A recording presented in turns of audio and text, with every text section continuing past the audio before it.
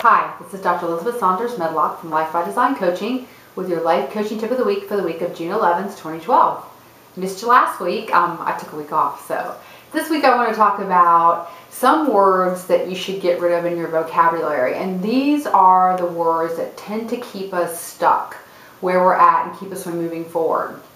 And the first word is I should have, or the first phrase. And what this means when you keep on saying, I should have done this, I should have done that, I should have taken that job, I should have had children earlier, I shouldn't have married this person, I should have moved to a different city. The problem is when you do a lot of I should have, is that you're keeping your energy bound up in things that have happened in the past. The problem is no matter how much energy that you put towards it and how much thinking that you do about it, those days are over. We know we can't go back and undo our past, and we can't repeat things that we perceive as mistakes from the past. So when you do a lot of I should have, it's putting all your energy toward the things that are in the past, and as long as you're caught up in your past and regrets, as I've talked about before, past regrets, past mistakes, you're not going to be able to move towards the future because you're not going to have the energy, the perspective that it takes to really envision your future and step forward. So I see a lot of people that get stuck because they do a lot of should having. They live a lot in their past and in the past mistakes and regrets, and repeating those over and over and perseverating about them. Another word that you should get out of your vocabulary is just the word should. I should do this. I should take this job. I should be better. I should be working out more. I should do better communication with my spouse.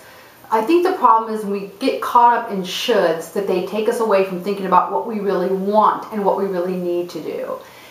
Should is a term that I think has a lot of heaviness to it. And also, a lot of times when we use the word should, I think what I see is that shoulds are what kind of other people put on you, and other expectations that people put on you. When I hear people talking about should, it usually reflects what other people think they should do. When you say, I want this and I need this, it's very different from saying I should. So what I call it is shoulding all over yourself.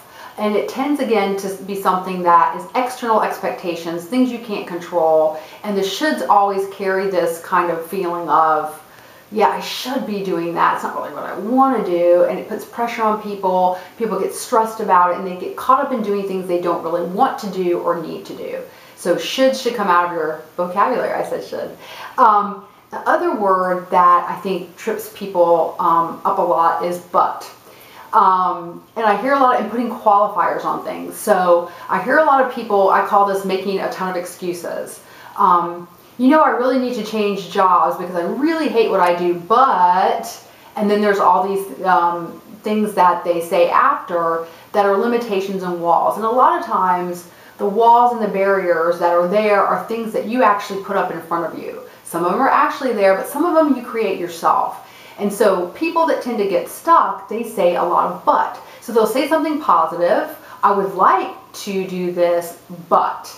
And the but really undoes anything that comes before that in the sentence, because as soon as the word but comes out of your mouth, you know that you've just basically held yourself back.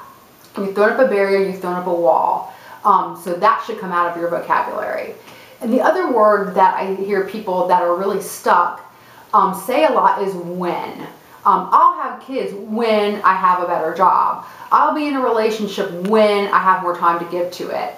I'll make a move when certain things happen. Again, when you say the word when, what you're saying to yourself is, this is what I need to be doing, this is what I really would like to be doing to achieve my goals, but I have all these other things I need to do first. And so the word when. And what I tell people is, you can win yourself saying when into never doing it.